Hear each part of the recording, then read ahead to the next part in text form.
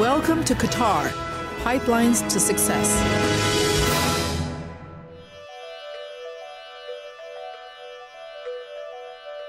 Small in size but enormous in value, Qatar thinks big.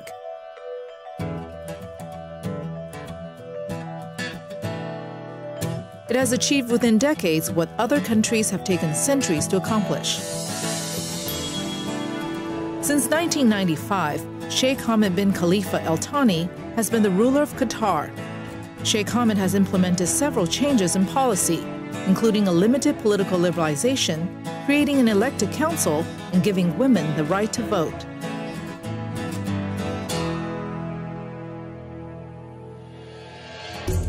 At the moment, Qatar is undergoing a period of gradual political change, set in motion by a referendum in 2003. This highlighted almost universal public support for the establishment of the country's first permanent constitution.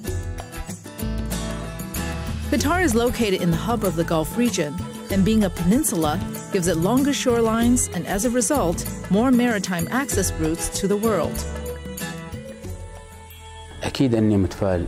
I am very optimistic regarding the economic future. The state of Qatar is now having a gigantic development process, which is led by His Highness the Emir and covers all economic sectors, including education, business, infrastructure, industry, human development, and private sector development. This sustainable development has attracted a lot of foreign direct investments to Qatar, which in return helps to keep the growth wheel running and creating more economic prosperity in the future. Furthermore, Qatar has taken steps towards liberalizing the economy, such as allowing non-Qataris to deal in Doha stock market and developing regulations that facilitate freedom of trade and construction sectors and advancement of industries, for which a number of multinational companies seriously entered the local markets, and the private sector realized the importance of upgrading its capabilities to follow the economic boom.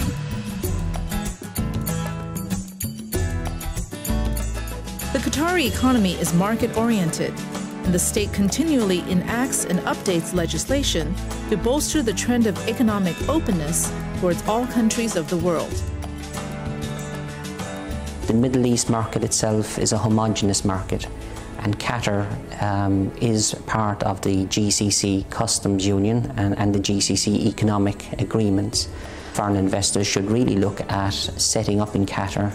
It is investor friendly, the quality of life is quite good here, and they should look at Qatar really as a stepping stone to actually exporting to the GCC market as a whole. Obviously the GCC market is quite a big market. You can export into Saudi Arabia, the UAE and to other GCC states. So foreign investors should really look at Qatar as being a stepping stone into a bigger market.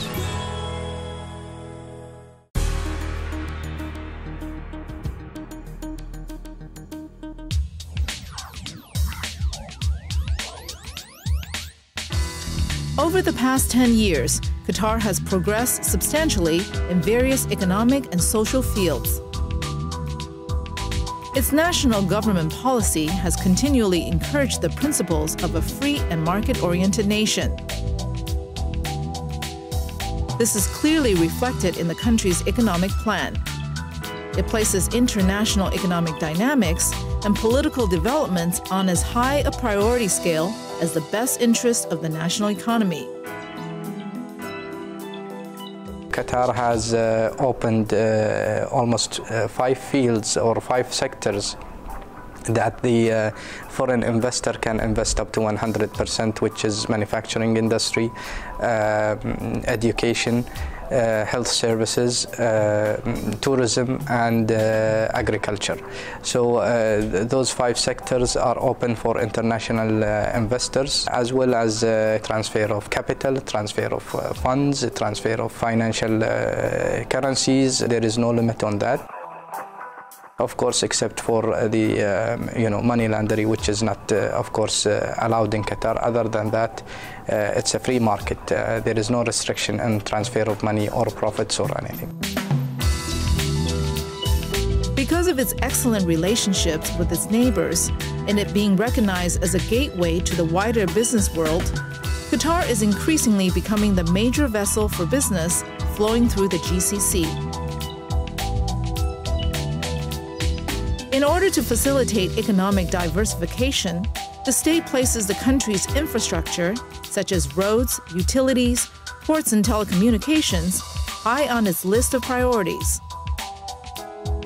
The long-term goal is to attract foreign investment and help increase and diversify the sources of national income.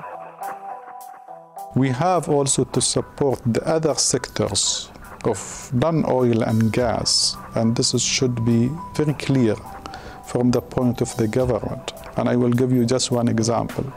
The capacity of the state today, it is actually, we have a limitation of the capacity if we compare it to the rate of the growth that we have. From the roads to the sewage, to the airport, to the electricity, to all these things. I think the responsibility of the Minister of Finance is to fund and to allocate enough budget for these things that I mentioned, that in the end we can be in the right track.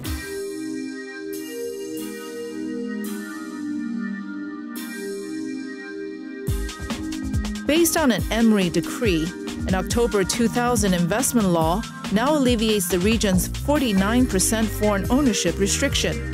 This allows full shareholding of foreign investments in a multitude of sectors.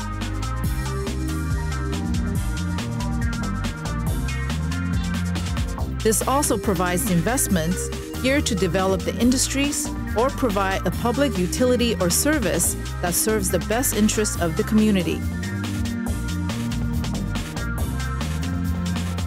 There are so many opportunities. We are experiencing a big boom in Qatar. We have not experienced such a boom before. So the private sector actually was not prepared for such a boom. There is many infrastructure projects that are happening now, which the private sector cannot take. It's overloaded actually with the project. So. And also, there are opportunities in the manufacturing industries where the foreign investor can invest up to 100% ownership in the manufacturing industry, and the Qatar government gives good incentives for investors in manufacturing industries. With the upward revision to the oil price forecast, the outlook for Qatar's external position has strengthened from an already extremely robust one. Exports rose by approximately 30% in 2004 and another 45% in 2005 to reach an estimated $24.9 billion. Qatar's trade account will continue to record substantial surpluses.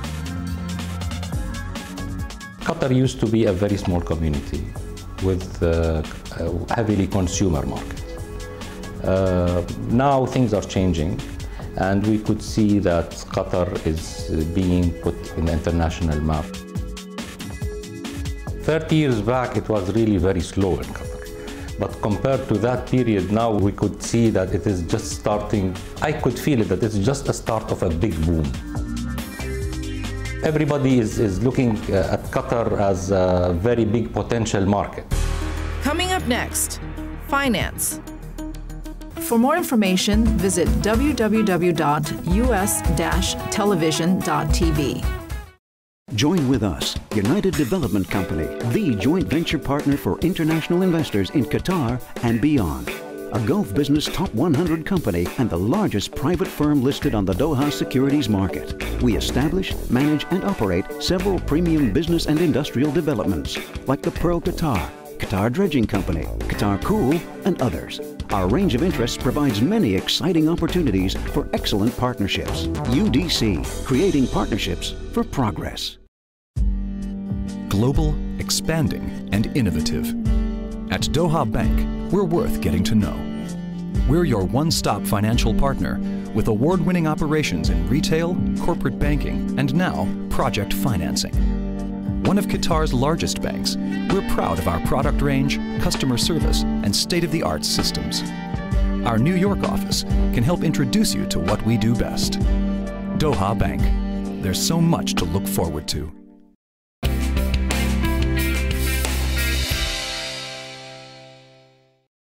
Work with an expert. The Engineering Building Materials Company. At EBMC, we have over 30 years of experience supplying building materials across the Gulf. In Qatar, we're best known for our steel and lumber sales.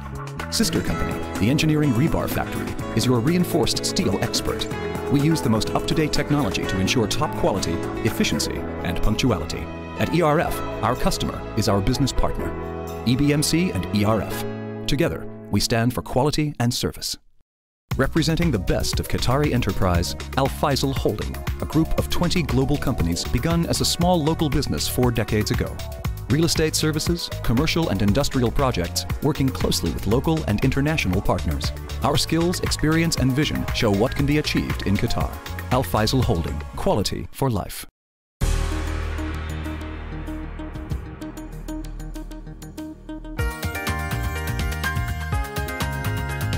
With Qatar successfully established as a promising business destination, creating a hub for financial services was the next logical step to growth.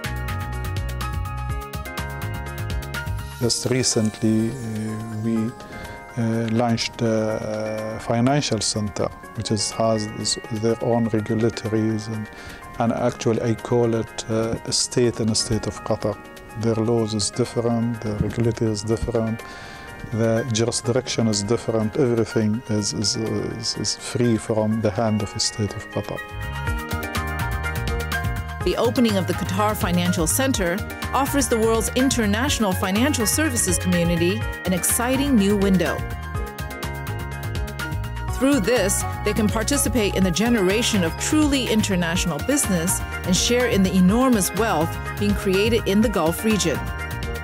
The government is investing $100 to $135 billion in various sectors in Qatar. That requires an enormous amount of financial capital. At the moment, the financial market in Qatar is quite small. So our job is to encourage international financial firms to come and base themselves in Qatar, bring intellectual capital, bring financial capital that will be used to develop the market and which will be used to make the investment that the Qatari government wishes to have. Financial firms that are interested in setting up in the QFC readily understand that the business case is very clear. $130 billion of investment is an incentive in its own right. Several elements make doing business in the Qatar Financial Center a low-risk proposition. The direct costs of the Qatar Financial Center are designed to match and support the growth of the companies within. The business incentives that the government is offering are quite attractive and very much compete on an international scale with other nations trying to attract foreign inward investment. There are tax breaks in terms of corporate tax exemptions for periods between 5 and 10 years. Projects are also given customs duty exemptions, and again those exemptions can actually span from 5 to 10 years. Land is available at subsidised rates, and the lease terms for land are for 50 years, renewable. Qatar has a very modern infrastructure. There are no barriers to remittance of profits or capital back to the home country of a foreign investor. Low political risk, coupled with excellent country and financing risk evaluations from major ratings agencies, mean that Qatar is unparalleled in terms of opportunities for generating revenue. The climate is there, the opportunities is there, and we will be happy to receive what we call it a wish list from any investor or from private sector, and to see how much we can match with their wishes. Our country is open for any investor that he is going to add a value to our economy. With unprecedented levels of economic growth and a significant volume of committed investment in the immediate pipeline, the prospects for financial service companies to get involved range across the entire spectrum of financial service activities. What we're interested in is bringing in a broad range of financial institutions. What we've been very pleased to see so far is the range of firms that are coming to talk to us and the range of firms that are making applications for licenses. We've got firms coming from North America, we've got firms coming from the EU, from Indian subcontinent, from the region and from Asia. So as a result of the diverse range of firms coming here, you're going to see a broadening of the financial market, and that is going to bring in a lot of opportunity. The government of Qatar has outstanding experience in key areas of financing, including sovereign debt issuance, issuance of Sharia's compliant bond, known as sukuk, and project financing. Qatar is a booming economy. It is running in a surplus budget for the last 7 successive years. And there are captive consumption for oil and gas around the world. For example, Japan, Korea, India, UK. UK is the 4th largest trading partner.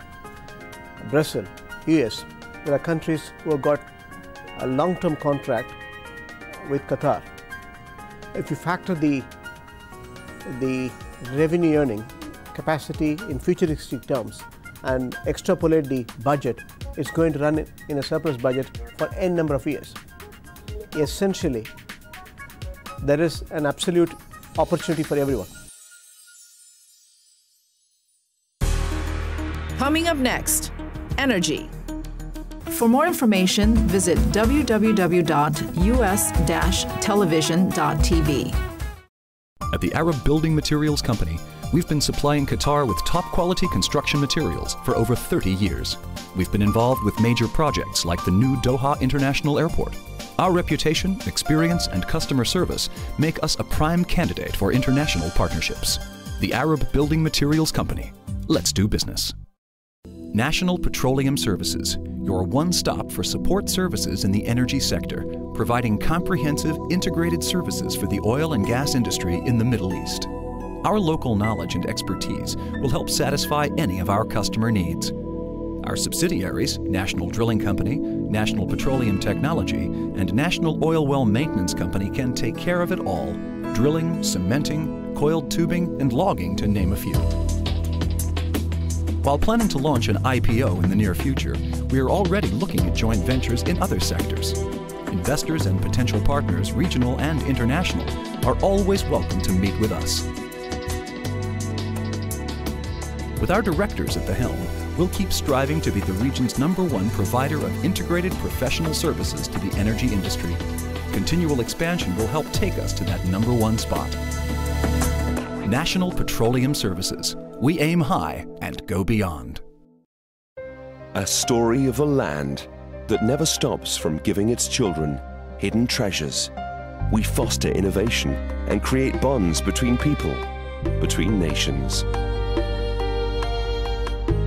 Nurturing the land under a ceiling of durable love. Fulfilling every generation's needs and thrive to cherish them. We help building skills and are proudly part of building our nation. From the mysteries of the desert to the wide open seas, with never-ending stories to be told, creating bonds of life and preserving it. Capco, in just about everything.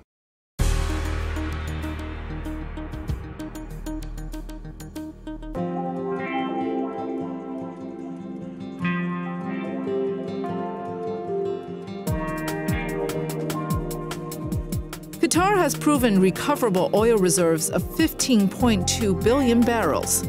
In 2005, Qatar's average output of crude oil was estimated at 790,000 barrels per day.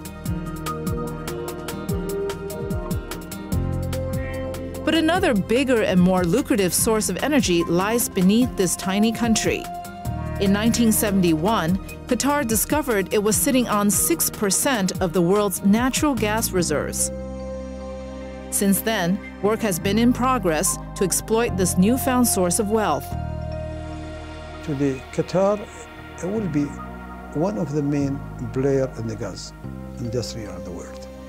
Qatar as a second reserves in the whole in the world in gas, for sure, their game and their play, and will be more and more extended. And this is a door that to investors to be entered to the gas industries. And we believe Qatar as what I call the heaven of the investors.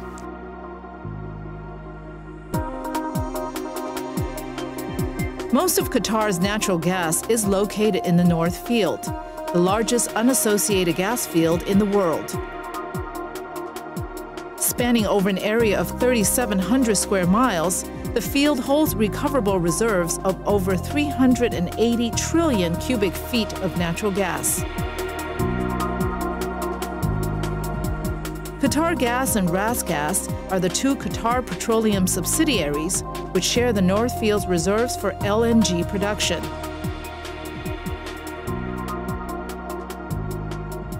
Today, the Qatar energy sector is probably one of the most vibrant and booming of all of the energy sectors globally, particularly in the hydrocarbon side of the energy sector. The North Field, which is the single largest non-associated gas reservoir in the world, has enabled the development of the hydrocarbon sector to advance at an incredibly fast pace. And Qatar has achieved, since Qatar Gas and RasGas began producing LNG, Qatar has achieved many records in the industry that have contributed to Qatar now being one of the largest exporters of LNG, which is liquefied natural gas, to global markets. RasGas is Qatar's second LNG project, of which Qatar Petroleum and ExxonMobil are the two majority shareholders. In 2003, Qatar Petroleum and ExxonMobil signed an agreement for the construction of RasGas 2, a facility planned to compress the two largest liquefaction trains ever built. The Dolphin Gas project is another significant international joint venture between Qatar Petroleum and the United Arab Emirates Dolphin Energy Limited. With oil and LNG export levels secured for years to come, Qatar's energy sector is exploring its options to the fullest. The leadership's policy for economic diversification has led to a surge in investment in projects for the export of LNG and petrochemicals. Also, we are giving a lot of attention to different sectors, using gas as a base or as a feed. As the petrochemicals, today Qatar is one of the leading in the petrochemicals in the area. We hopefully to increase our production of petrochemicals by 2010 to one of the main leaders in this business. Also in fertilizers, we are one of the biggest producers in the world.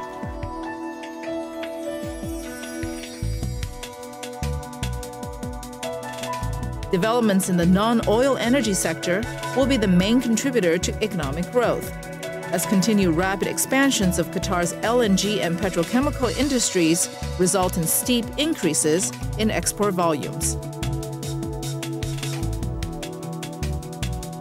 Qatar Petrochemical Company, QAPCO, and Qatar Fertilizer Company, QAFCO, are the two largest and most profitable downstream ventures under Qatar Petroleum.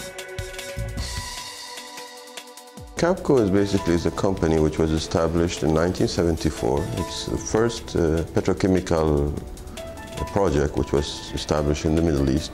And the purpose of QAPCO is basically to utilize the gas into production of petrochemical products. And the main products we get into is plastic products like polyethylene. QAPCO is owned by IQ, Industry of Qatar, which is owned fully by Qatar Petroleum, 80%. 20% is owned by international investors from France. It's Total Petrochemical, which is a well-known oil and gas company, and we are jointly investing in petrochemical. With constant plans to expand their operations and capacities, both LNG and petrochemical producers in Qatar are expecting a continued overall increase in exports. I think Qatar will have really growth prospects in petrochemical because, as you know, the petrochemical production is cyclical. I mean, the market and economics of these projects are cyclical depending on the market situation. And having a petrochemical based on gas would make it more competitive in the future. Therefore, I feel that Qatar is really positioned to really become a major supplier of these petrochemical commodities. Qatar's original markets for its LNG exports were the world's two largest LNG importers, Japan and South Korea. With such vast reserves of natural gas, Qatar has also been exploring the developments of gas-to-liquids projects. Qatar Petroleum and South Africa's Sasol joined forces to create Oryx GTL. Pearl GTL, another joint venture between QP and Shell, is an even bigger project in both size and capacity. Most of our project today is joint ventures. The gas and the petrochemicals and gas to liquid. And we believe very strongly that, combined, technology with financial, marketing, with international, companies, will be giving a lot of added value to these projects. And since, a few years ago, we succeed to, to bring a lot of, or intensive, huge of foreign investment in our energy sectors.